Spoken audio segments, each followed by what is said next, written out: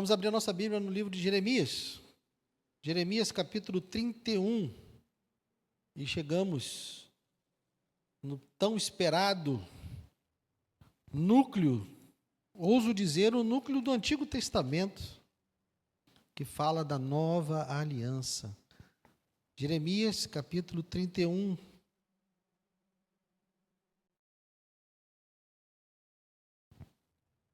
Vamos ler do 27 ao 38. Corrigindo, do 27 ao 40. Jeremias, capítulo 31, nós vamos ler do 27 ao 40. Todos encontraram? Diz assim: Eis que vem dias, diz o Senhor, em que semearei a casa de Israel e a casa de Judá com a semente das pessoas com a semente de pessoas e de animais. Como os vigiei para arrancar, para derrubar, para subverter, para destruir e para afligir, assim os vigiarei para edificar e para plantar, diz o Senhor. Naqueles dias já não dirão: os pais comeram uvas verdes e os dentes dos filhos é que se embotaram. Pelo contrário, cada um morrerá por causa da sua própria iniquidade. Quem comer uvas verdes é que ficará com os dentes embotados. Eis aí vem dias, diz o Senhor, em que firmarei nova aliança com a casa de Israel e com a casa de Judá, não segundo a aliança que fiz com os seus pais no dia em que os tomei pela mão para os tirar da terra do Egito, pois eles quebraram a minha aliança, apesar de eu ter sido seu esposo, diz o Senhor. Porque essa é a aliança que farei com a casa de Israel depois daqueles dias, diz o Senhor. Na mente lhes imprimirei as minhas leis, também no seu coração as escreverei. Eu serei o Deus deles, e eles serão o meu povo. Não ensinará jamais cada um ao seu próximo, nem cada um ao seu irmão, dizendo: conheça o Senhor, porque todos me conhecerão, desde o menor até o maior deles, diz o Senhor. Pois perdoarei as suas iniquidades e dos seus pecados jamais me lembrarei. Assim diz o Senhor, que dá o sol para a luz do dia, e as leis fixas, a lua e as estrelas para a luz da noite, que agita o mar e faz bramir as suas ondas. Senhor dos exércitos é o seu nome. Se essas leis fixas falharem diante de mim, diz o Senhor, também a descendência de Israel deixará de ser uma nação diante de mim para sempre. Assim diz o Senhor: se puderem ser medidos os céus lá em cima e sondados os fundamentos da terra cá embaixo, também eu rejeitarei toda a descendência de Israel, por tudo o que fizeram, diz o Senhor. Eis que vem dias, diz o Senhor, em que esta cidade será reedificada para o Senhor, desde a torre de Ananel até o portão da esquina. O cordel de medir se estenderá em linha reta até a colina de Garebe, e depois se virará na direção de Goa. Todo o vale dos cadáveres e da cinza, e todos os campos, até o ribeiro de Cedron, até a esquina do portão dos cavalos, para o leste, serão consagrados ao Senhor. Esta Jerusalém jamais será arrancada ou destruída. Pai amado, obrigado, Senhor, pela tua palavra. Fale conosco nessa noite, eu peço. Que eu não seja um empecilho, que eu não seja um obstáculo, que as minhas imperfeições, que as minhas falhas não atrapalhem o teu falar nessa noite. Que o Senhor alimente a tua igreja com a voz que sai dos teus lábios. Que o Senhor alimente a tua igreja e edifique a tua igreja nessa noite com a tua palavra, que não seja eu, mas seja o Senhor, para a glória do teu nome, eu te peço. E já te agradeço em nome de Jesus. Amém. Pode sentar, querido. Na semana passada nós já começamos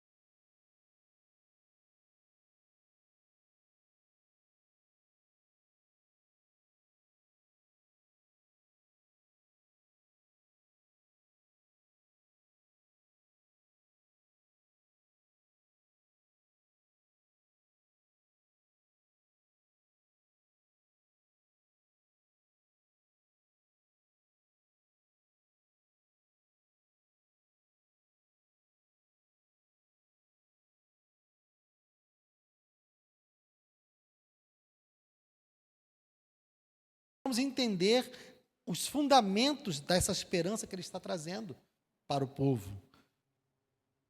Do verso 1 até o verso 26, nós vimos o que Deus vai fazer. Ele vai restaurar, ele vai consolar, ele vai alegrar. Mas agora, a partir do verso 27, nós vamos ver como ele vai fazer isso. De que maneira ele vai fazer isso. Porque o povo está indo para o exílio por conta dos seus pecados. O povo está fora, perdeu a terra prometida por conta dos seus pecados, mas o problema deles nunca foi o exílio.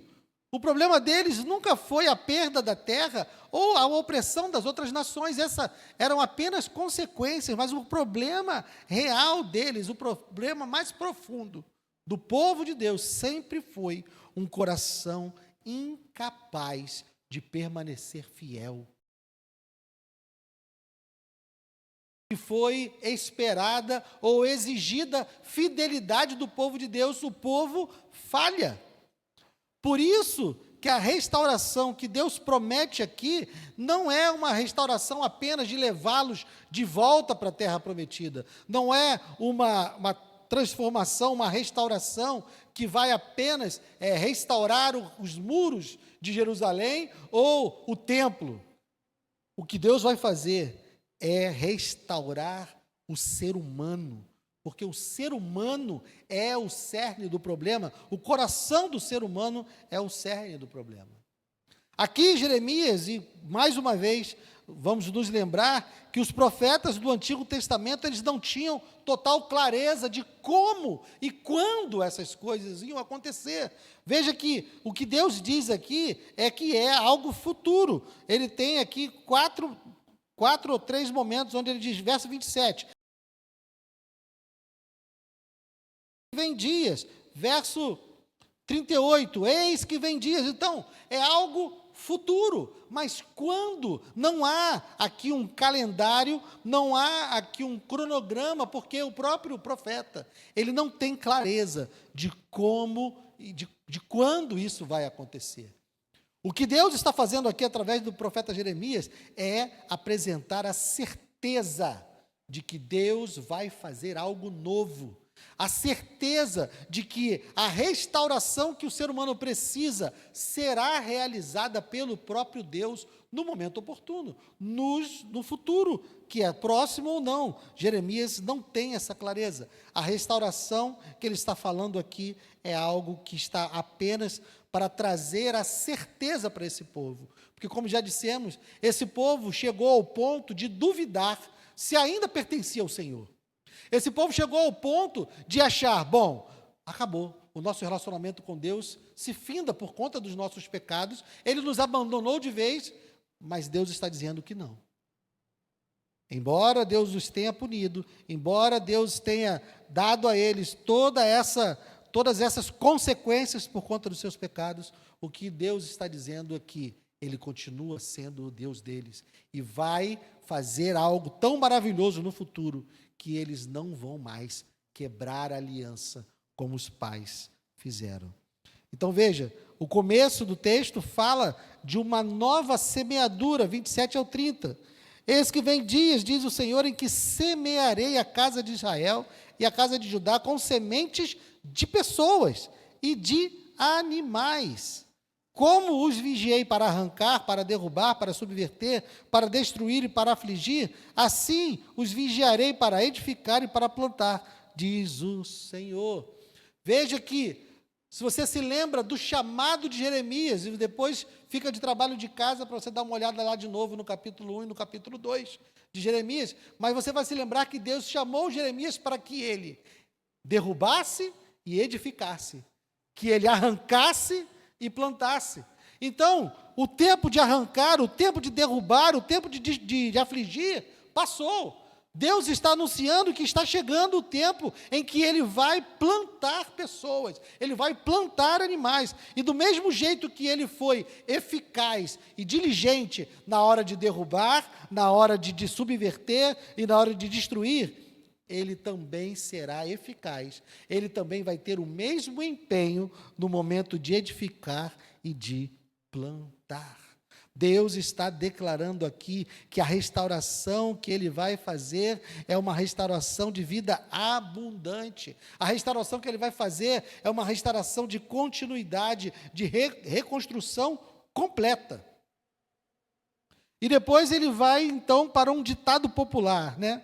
Verso 29. Naqueles dias já não dirão, os pais comeram uvas verdes e os dentes dos filhos é que se embotaram. Pelo contrário, cada um morrerá por conta da sua própria iniquidade. Quem comer uvas verdes é que ficará com os dentes embotados. Esse ditado era um ditado que circulava entre eles, porque eles entendiam, aquele povo entendia que estava pagando pelos pecados dos seus pais. Eles entendiam que estavam sofrendo por conta daquilo que os seus pais fizeram. Mas é claro que eles também tinham os seus pecados.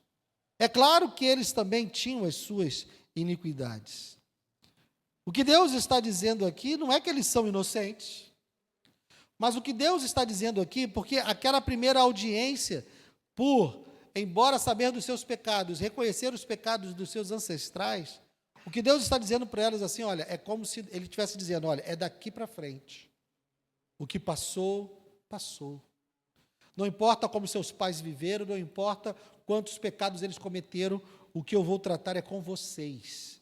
É o que cada um fizer. Por isso que ele diz no 30, né? Pelo contrário, cada um morrerá por conta da sua própria iniquidade. Cada um vai responder pelos seus próprios atos. Ele está dando esperança para aquele povo, porque aquele povo poderia achar que o passado deles era tão negro, o passado deles era tão pecador, que Deus não iria mais cuidar disso. E o que Deus estava dando para eles era esperança, dizendo que o passado não vai persegui-los para sempre, não é algo irrevogável, o futuro não estaria preso a uma herança de culpa. Deus está dizendo para eles que olhem para frente, olhem com esperança para aquilo que eu vou fazer. Vocês pecaram no passado, vocês erraram no passado, mas eu quero estabelecer com vocês um novo relacionamento, e esse relacionamento é com o que vai acontecer daqui para frente. Isso era algo libertador para a primeira audiência, porque eles estavam debaixo de juízo. E para nós, é um chamado à responsabilidade também, de nós entendermos que nós somos responsáveis por aquilo que falamos. Mas o relacionamento com Deus não está preso ao nosso passado. Nosso relacionamento com Deus é um relacionamento onde Ele transforma as nossas vidas. E não importa. Tem uma frase que eu gosto muito, que diz que ninguém está tão longe de Deus que não possa ser alcançado. E ninguém está tão perto que não precise ser salvo. Todos nós precisamos de salvação. E Ele tem uma mão estendida para todos, para aqueles que estão perto e para aqueles que estão longe. Então ele segue para o centro dessa passagem, para o centro desse texto, versos 31 ou 34, que são a descrição dessa nova aliança. Ele vai descrever o que ele vai fazer, de que maneira ele vai fazer. Eis aí vem dias, diz o Senhor, em que firmarei nova aliança com a casa de Israel e com a casa de Judá. Não segundo a aliança que fiz com seus pais no dia em que os tomei pela mão para os tirar da terra do Egito, pois eles quebraram a minha aliança, apesar de eu ter sido seu esposo, diz o Senhor. Porque esta é a aliança que farei com a casa de Israel. Depois daqueles dias, diz o Senhor, na mente lhes imprimirei as minhas leis, também no seu coração as inscreverei. Eu serei o Deus deles, e eles serão o meu povo. Não ensinará jamais cada um ao seu próximo, nem cada um ao seu irmão, dizendo, conheça o Senhor, porque todos me conhecerão, desde o menor até o maior deles, diz o Senhor, pois perdoarei as suas iniquidades e dos seus pecados jamais me lembrarei. Deus está anunciando aqui algo radical, algo que eles não tinham ideia, e a verdade é essa, nem mesmo o profeta tinha ideia de como isso ia ser feito, de que maneira. Deus estava dizendo coisas tão maravilhosas, tão poderosas, que eles não tinham noção de como isso iria acontecer. São palavras que não são tão explicativas, mas muito mais para trazer esperança, para que eles tivessem a certeza de que o próprio Deus iria solucionar o problema. Não é uma intenção de descrever detalhadamente de que maneira isso iria acontecer, mas para trazer a eles a certeza de que o próprio Deus iria fazer uma aliança diferente. Porque até aquele momento, todas as alianças que Deus fez foram quebradas pelo próprio ser humano. E nós já falamos disso ao longo das exposições, que não importa o tamanho da condição, se Deus coloca uma única condição, algo pequeno, algo sem tanta importância, diante de tudo que Ele está dando, se Ele disser que a gente não pode fazer uma mínima coisa, essa é exatamente a coisa que nós vamos fazer. E é isso que nós demonstramos ao longo de toda a história. De novo, o exemplo do Éden. Deus cria o universo, cria um mundo, coloca o homem nesse mundo, dá a ele autoridade sobre todos os animais desse mundo, diz a ele que ele pode comer de todas as árvores do jardim, inclusive da árvore da vida, mas tem uma árvore que você não pode comer. E qual é a árvore que ele quer comer? É aquela que não pode. Se você olhar ao longo da história bíblica, todas as vezes que há condições, o ser humano quebra essa aliança. Então, perceba que o problema não está na aliança. O problema não está na lei, o problema não está na proposta que Deus faz, o problema está sempre no coração do ser humano, sempre foi esse o problema. O coração do ser humano é a raiz do problema. É isso que precisa ser mudado. A antiga aliança, ela revelou o pecado, demonstrou o quanto o ser humano está caído. Quando Deus traz a sua lei, e a lei de Deus, ela é uma revelação do caráter de Deus. Quando Deus dá a sua lei ao povo, Ele está mostrando para o povo o caráter dele, quem Ele é. Está mostrando para eles a sua santidade, está mostrando para eles o quanto Ele é santo. E quando o povo olha para a lei, quando o povo se compara com o padrão da lei, a única conclusão que se pode chegar é: eu estou perdido, porque eu não tenho como alcançar essa lei, eu não tenho como obedecer essa lei perfeitamente. Então o objetivo da lei nunca foi salvar, o objetivo da lei sempre foi demonstrar ao ser humano que ele precisa ser salvo, porque ele não tem condições de por si só obedecer a lei. Então o que Deus está prometendo aqui é que essa nova aliança, ela vai ser diferente, justamente porque Ele está demonstrando que o problema do ser humano é o seu coração. Então, nessa nova aliança, Ele faz 3 promessas que são fundamentais. A primeira promessa, uma lei internalizada. Ele diz o quê? Verso 33, porque esta é a aliança que farei com a casa de Israel depois daqueles dias, diz o Senhor. Na mente lhes imprimirei as minhas leis, também no seu coração as inscreverei. Deus está dizendo que a obediência não vai ser mais algo apenas externo. Está dizendo que Ele vai dar a nós aquilo que nós não tínhamos, a capacidade de obedecê-lo. Deus está declarando que não será mais uma luta da nossa carne para poder, uma luta apenas da nossa carne para poder obedecer à vontade dEle, mas sim um coração renovado, onde Ele não apenas está nos dizendo o que fazer, mas Ele está nos transformando e nos capacitando para fazer aquilo que Ele manda.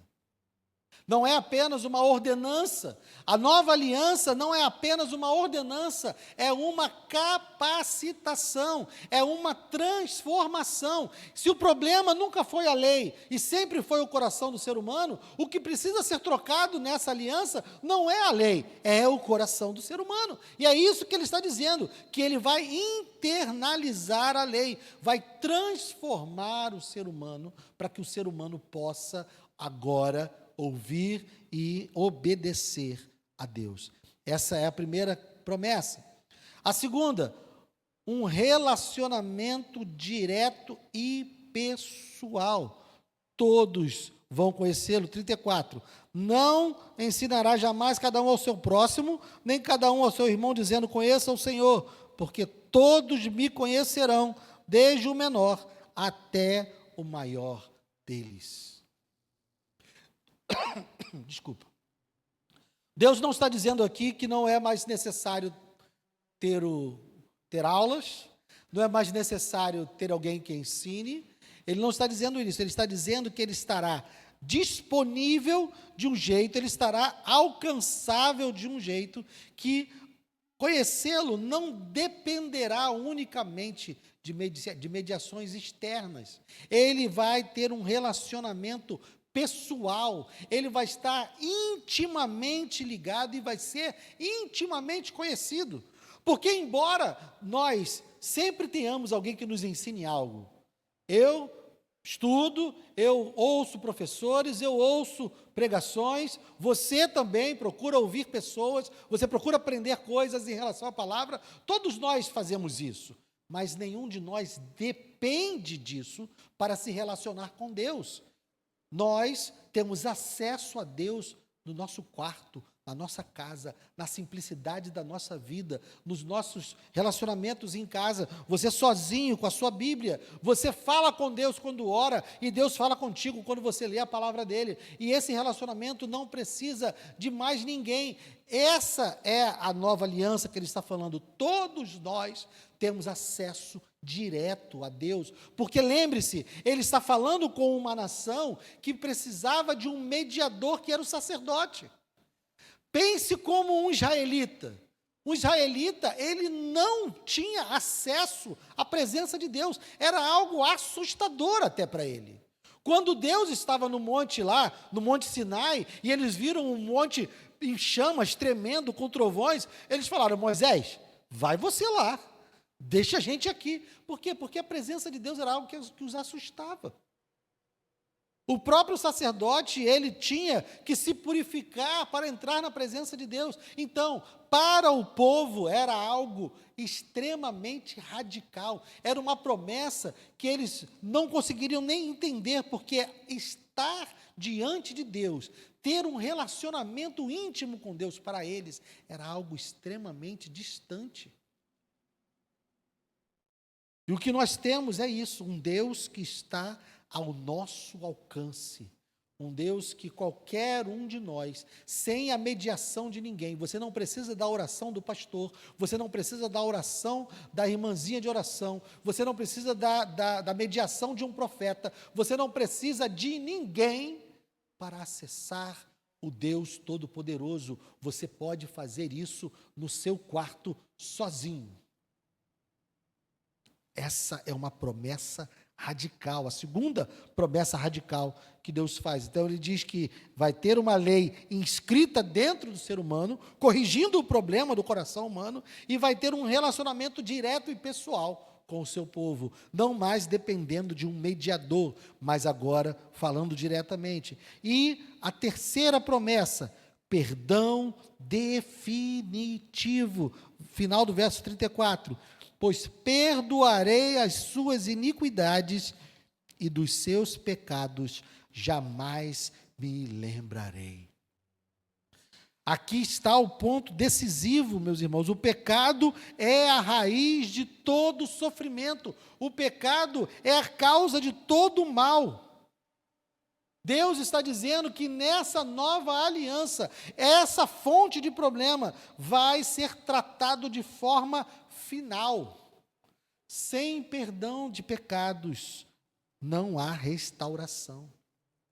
se os nossos pecados não fossem retirados do caminho, se Deus não encontrasse uma maneira de tirar o pecado de entre nós e Ele, nós continuaríamos condenados, porque Deus é santo, santo, santo, e Deus é justo, e se Ele é justo, toda injustiça precisa ser punida. Se Ele é santo, todo pecado precisa ser destruído. Então, para que Ele tivesse um relacionamento conosco, o pecado deveria ser derrotado, perdoado, tirado da equação, e é isso que Ele faz. Para a primeira audiência, para essas pessoas que estão no exílio e estão ouvindo as palavras de Jeremias, isso é uma promessa futura. Para nós, é uma promessa que já sabemos que é cumprida do próprio Cristo. Porque em Cristo, todos os nossos pecados foram perdoados. E não são os nossos, meus irmãos. Os pecados desses irmãos aqui, lá de Jeremias, também. Nós não podemos esquecer que não há um outro caminho para Deus. Todos os pecados foram punidos em Cristo. Os pecados de Moisés foram punidos em Cristo. Os pecados de Davi foram punidos em Cristo. Todos os pecados, todos aqueles que estão na presença do Senhor hoje, sejam eles de antes de Cristo ou de depois de Cristo, estão lá por conta da obra da cruz. A obra da cruz é algo tão magnífico, a obra da cruz é algo tão importante que ela tem efeitos no passado e no futuro. Por que eu digo no futuro? Porque o seu pecado de amanhã já está pago pelo sangue do Cordeiro. Jesus não vai morrer novamente pelos nossos pecados de amanhã e pelos nossos pecados de depois de amanhã. Ele já pagou todos os nossos pecados, passados, presentes e futuros. E talvez você esteja aí dizendo, pô, Guilherme, se meus pecados de amanhã já estão pagos, então eu posso pecar à vontade? Se você pensa assim, é porque o seu coração ainda é de pedra. Então você não ama o Senhor. O que nos faz ser salvos não é a nossa quantidade de pecados ou não. O que faz nós sabermos que somos salvos é se nós amamos o Senhor ou não. Porque somente aquele que teve o seu coração mudado ama o Senhor. Aqueles que não tiveram o seu coração mudado são chamados nas Escrituras de filhos da ira, filhos da desobediência. E estão seu encontro na graça de Deus, seu encontro na revelação de que os meus pecados futuros estão perdoados, seu encontro nessa revelação, uma oportunidade para desobedecer, é porque eu ainda sou filho da desobediência. Quem nasceu de novo, quem ama o Senhor, quem recebeu o novo coração, quando ouve essa revelação de que os nossos pecados futuros estão perdoados, encontra paz, porque sabe que não consegue viver uma vida perfeita ainda. Ainda caímos, ainda fraquejamos, ainda cometemos o mal, mas não é o nosso caminho natural, não é a nossa vontade, nós não estamos planejando fazer o mal, nós não estamos maquinando, nós simplesmente falhamos. É diferente. Então não encontre, se no seu coração existe uma expectativa boa de poder pecar amanhã, sabendo que o seu pecado está perdoado, saiba que isso é uma luz vermelha acesa no seu painel. Quem tem carro sabe, né? Quando acende a luz vermelha no painel, a gente tem que parar e olhar que tem algo errado acontecendo. Então, meus irmãos, Deus vai trazer garantias para essas promessas, porque as promessas que Ele está fazendo são promessas inimagináveis para aquele povo. Como assim? De que maneira Ele vai escrever a lei no nosso coração? Como assim? De que maneira Ele vai estar acessível a todos nós? Como assim? Ele vai perdoar todos os nossos pecados. Então, Deus passa a trazer garantias, 35 ao 37.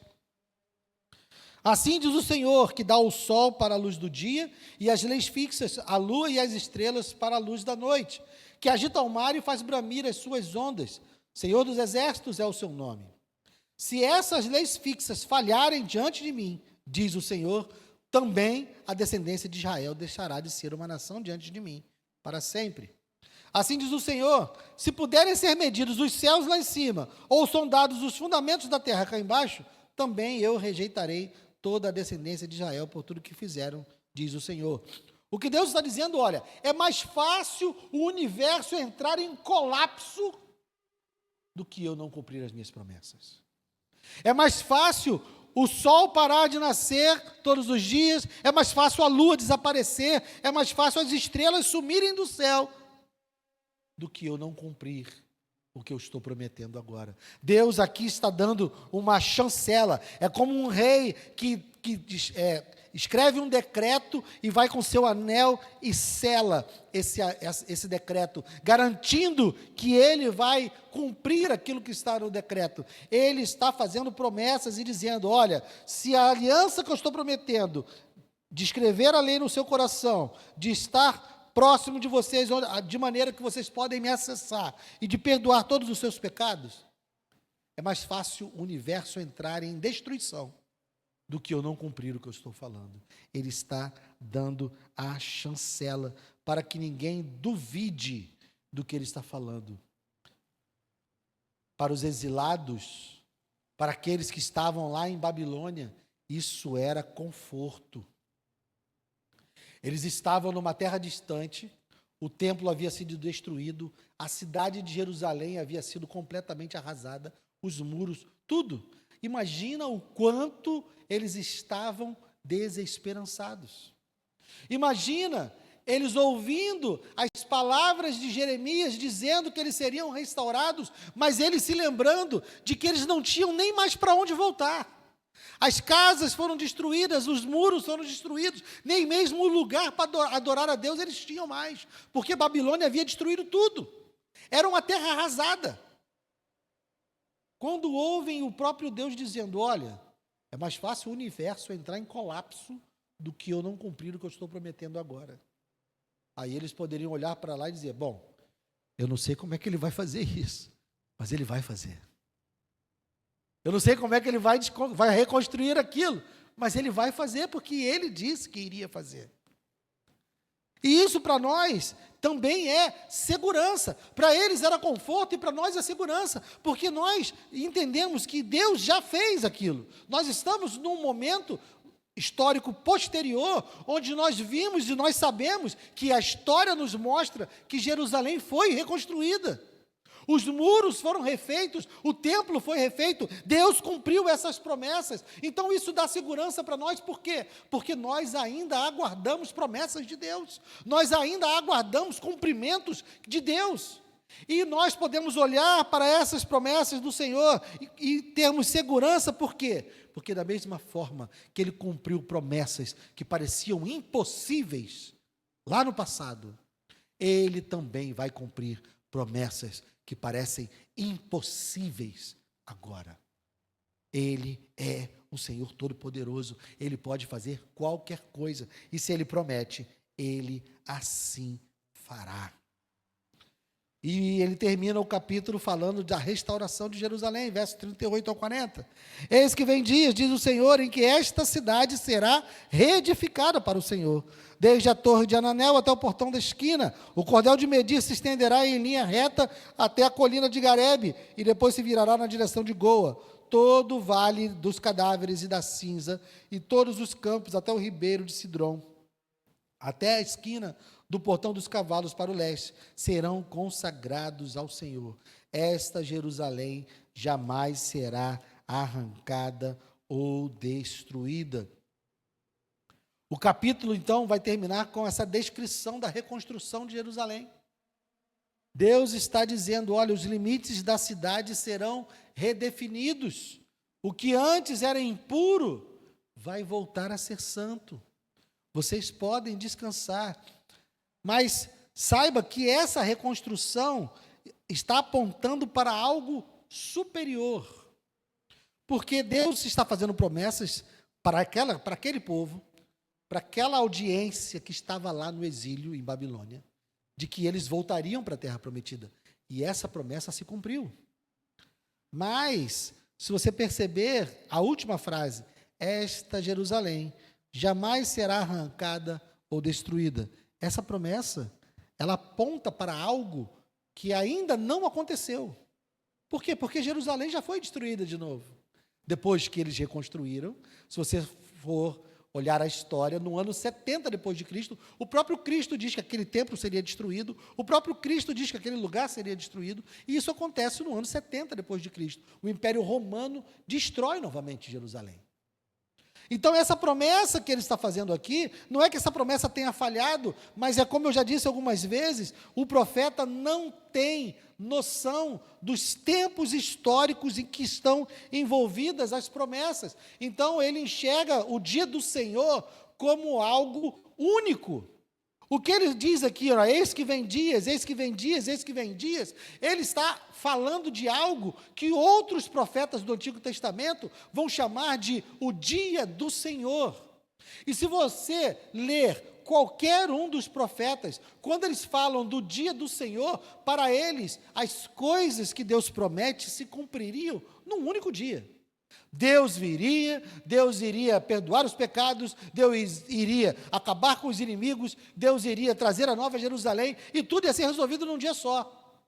Na visão teológica dos profetas do Antigo Testamento, as promessas de Deus se cumpririam num único dia. Mas eu e você já sabemos que não é assim.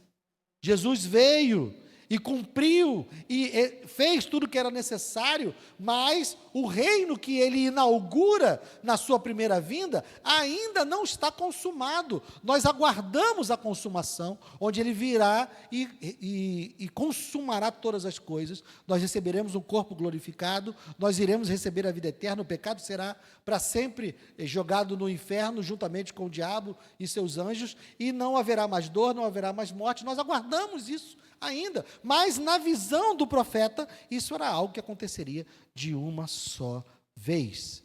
Jeremias está vendo a cidade restaurada, e essa cidade realmente é restaurada. O que Jeremias não está vendo é que a promessa de uma cidade que nunca mais seria destruída, só se cumprirá quando Jesus voltar, e a nova Jerusalém descer do céu, e essa Jerusalém que desce do céu, essa é que não será jamais abalada, essa que não será jamais destruída.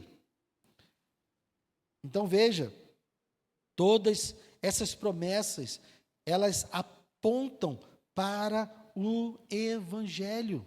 O Novo Testamento não nos deixa dúvida de que essa nova aliança que foi prometida aqui, ela encontra o seu cumprimento na pessoa de Cristo. Jesus é o mediador da nova aliança. Pense, a primeira promessa que Deus faz aqui qual é? Uma lei interna, uma lei inscrita no nosso coração e impressa na nossa mente. O que Jesus faz quando ele é assunto aos céus? Ele envia o Espírito Santo que é derramado sobre toda a sua igreja.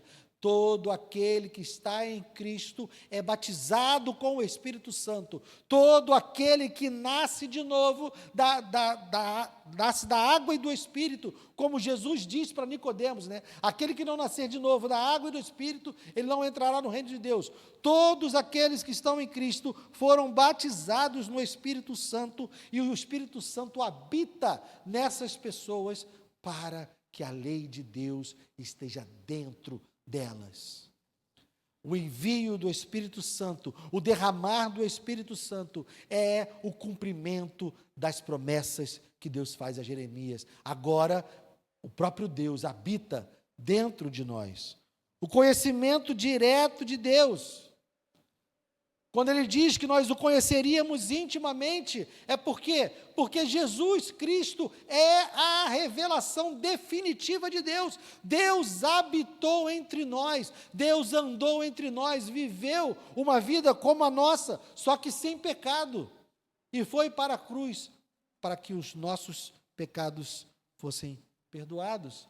Então, em Cristo, nós temos a revelação definitiva do Pai. Em Cristo, nós temos acesso direto ao Pai. Nós não precisamos mais de nenhum mediador. Você não precisa de pastores, você não precisa de pessoas, não precisa de ninguém para mediar o seu relacionamento com Deus.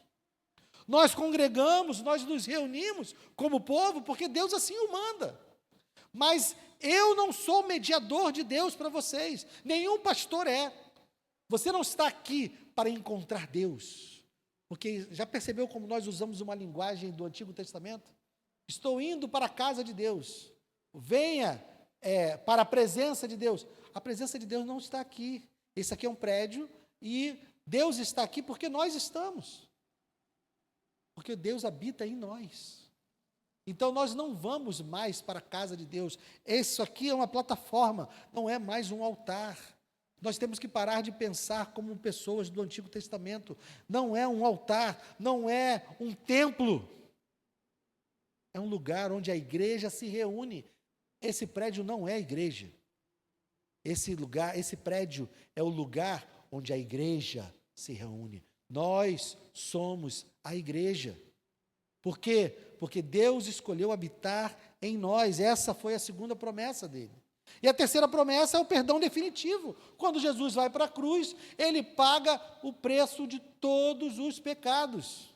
O cálice da ira que estava destinado a nós é derramado sobre ele e ele o bebe inteiro. E no final ele diz: está consumado. Então Jesus é o cumprimento dessas promessas que Deus faz da nova aliança. Ele traz essa nova aliança para nós. Isso se conecta com aquilo que nós vimos na semana passada. Se você não estava aqui na semana passada, eu o convido a ir ao YouTube e ver as mensagens anteriores. Mas se você estava aqui, você se lembra que nós falamos, e Deus falou, que a ferida do seu povo era uma ferida incurável. Aqui nós estamos nos conectando, essa nova aliança não é um curativo nessa ferida. Se a ferida é incurável, não adianta fazer curativo. O que Deus está cumprindo aqui, nessa nova aliança, é fazendo uma nova criação. Se o problema estava no ser humano, ele não está remendando o ser humano, ele não está dando um jeitinho no ser humano, ele está nos recriando. Efésios, a linguagem que Paulo usa fomos recriados em Cristo, somos novas criaturas. Jesus diz para Nicodemos, é preciso nascer de novo. Por quê? Porque aquele velho eu não tem conserto, aquele velho coração não tem conserto. O que Deus faz é mudar tudo. Ele vem e faz tudo o que nós não podíamos fazer. Ele obedece à lei perfeitamente. Ele paga a dívida do pecado. E ele inaugura uma nova humanidade. Por isso que essa aliança não pode ser quebrada. Por quê? Porque a nossa parte já foi cumprida. A nossa parte na aliança é obedecer à lei perfeitamente. Eu e você não podemos fazer isso. Então Jesus veio e cumpriu. Então a nossa parte já foi feita. Por isso que essa aliança é inquebrável. Estando em Cristo, nós temos vida eterna. Mas ainda aguardamos a consumação de todas as coisas. Aguardamos o dia em que Jesus virá buscar a sua igreja. Embora grande parte dessas promessas já esteja cumprida, nós já temos acesso a Deus, nós já temos o próprio Deus habitando em nós, nós já temos os nossos pecados perdoados, tudo isso já foi cumprido.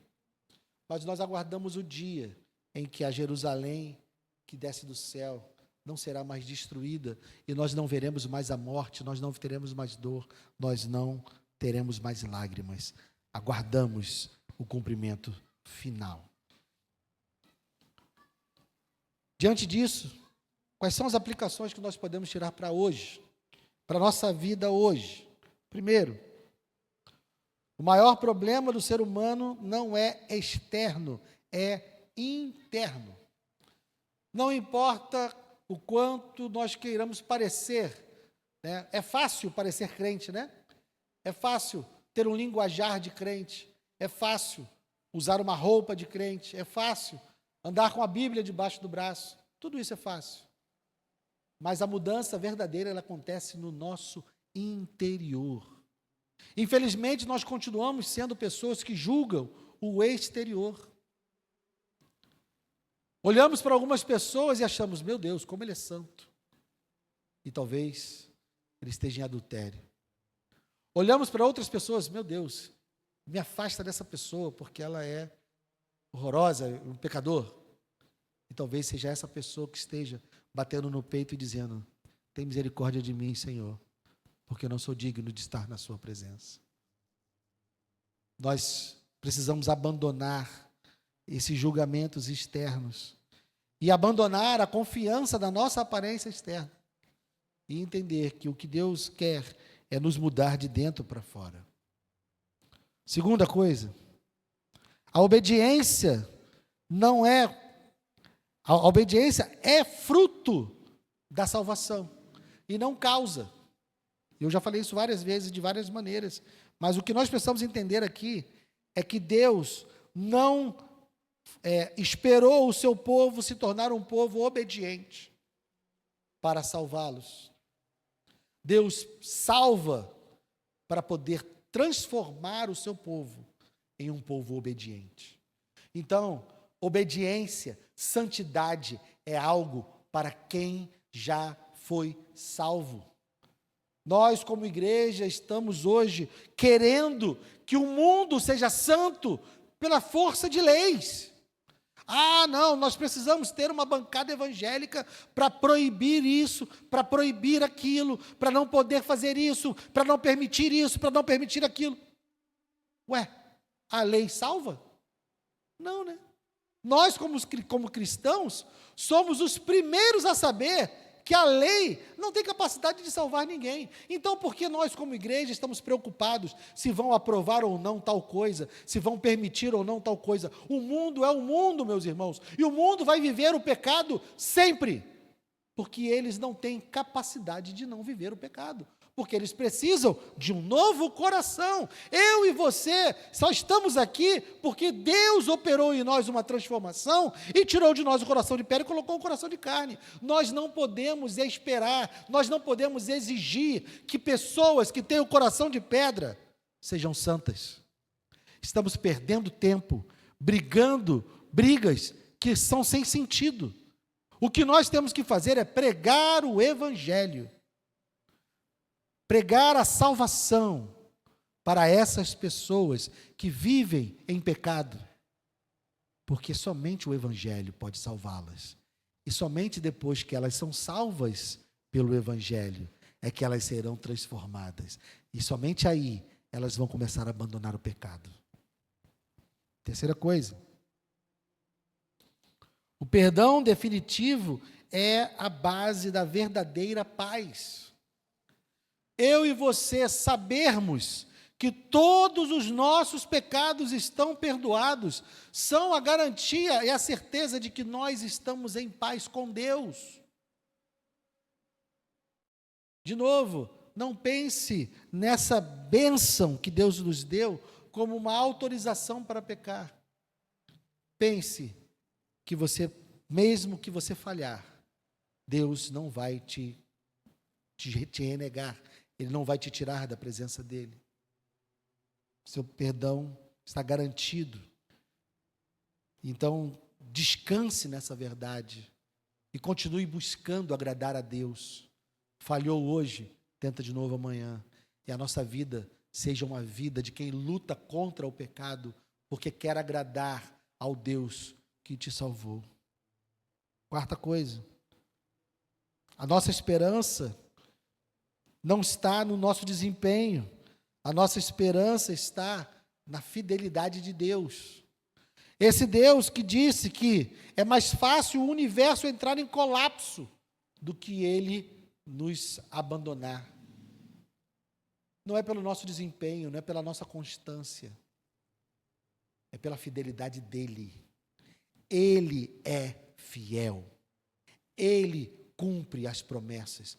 Eu e você não somos. Num dia nós estamos bem, no outro dia nós estamos mal, num dia nós estamos super crentes, no outro dia a gente está o pó da rabiola. Mas o nosso Deus é constante e Ele não nos abandona. As promessas que Ele faz são para a eternidade. Eu estou falando tanto de promessas aqui, eu queria abrir um parêntese, não tem a ver com as aplicações que eu separei. Não pense em promessas individuais. Nós vivemos um tempo onde há muitas pessoas dizendo que Deus prometeu coisas para você. Guilherme, Deus te prometeu tal coisa. Guilherme, Deus te prometeu tal coisa. Irmãos, as promessas que Deus fez são promessas coletivas para a sua igreja. Você tem a promessa de Deus de que Ele está te levando para a Nova Jerusalém. Isso é uma promessa de Deus. Você pode ter a certeza que você vai para o céu, porque Deus prometeu isso. Você pode ter a certeza de que todos os seus pecados foram perdoados, porque Deus prometeu isso. Agora, não existe na palavra de Deus nenhuma promessa de que você vai ter um emprego novo.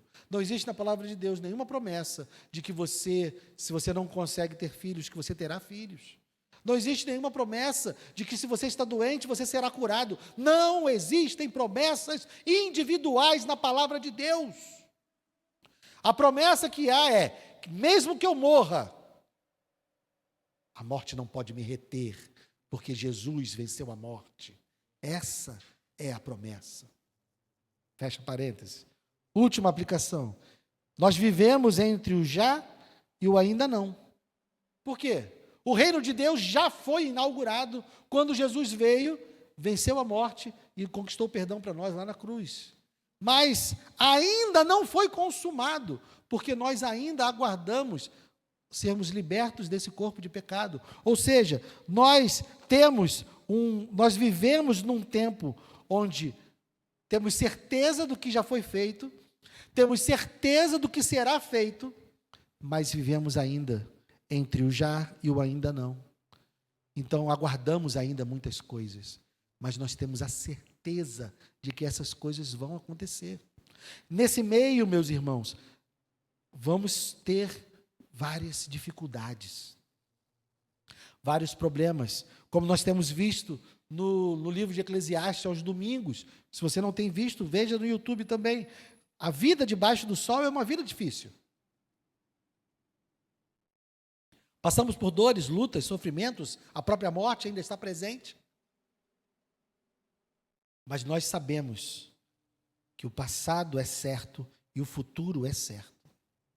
Qualquer confusão que acontece aqui no meio, eu sempre digo isso para quem está sofrendo.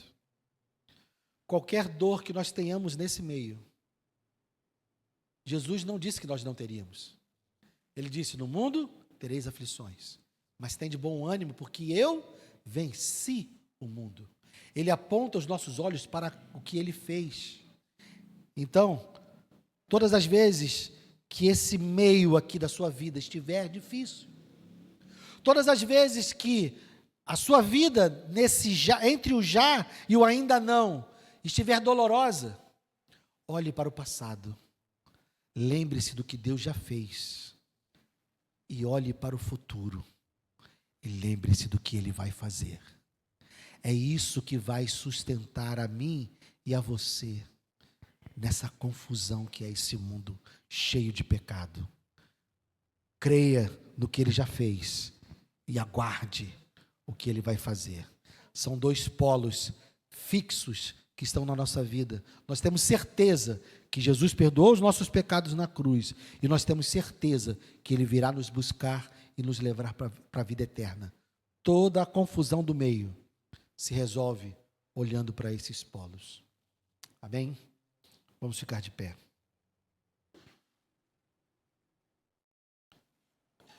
Saiba, meu irmão e minha irmã, que entre as lágrimas e as promessas, entre a cruz e a glória, aquele que começou a boa obra, ele vai completá-la. Amém? Pai amado, obrigado, Senhor. Obrigado por todas as suas promessas. Obrigado porque essa aliança já é vista por nós. Essa audiência de Jeremias, aqueles que estavam ouvindo Jeremias, eles não viram essa promessa se cumprir. Eles não viram Jesus vindo, mas eles creram e confiaram na palavra do Senhor. E como sempre, o Senhor cumpriu as suas promessas. Nós que estamos aqui hoje ouvindo essa passagem, nós que estamos aqui hoje lendo esse livro, nós podemos olhar para trás e ver que o Senhor cumpriu cada uma dessas promessas em Cristo. O Senhor colocou o seu Espírito em nós, escreveu no nosso coração a sua lei. O Senhor se tornou próximo a nós, acessível a nós, porque nós não precisamos mais da mediação de sacerdotes, de sacrifícios para chegarmos à tua presença. O Senhor cumpriu a promessa de perdoar todos os nossos pecados. O que nós aguardamos agora é a consumação de todas as coisas e a Jerusalém que nunca será arrancada e que jamais será destruída. Nessa promessa nós nos juntamos aos nossos irmãos que estavam em Babilônia. E da mesma forma que eles aguardaram com esperança, nós também estamos aguardando com esperança. Sustenta-nos, Senhor, até lá. Não permita que a nossa fé fraqueje, Senhor. Guarda-nos, Senhor, de todo mal. Agora também, nos levando para casa, que o Senhor nos proteja. Eu te peço e já te agradeço em nome de Jesus. Amém e amém.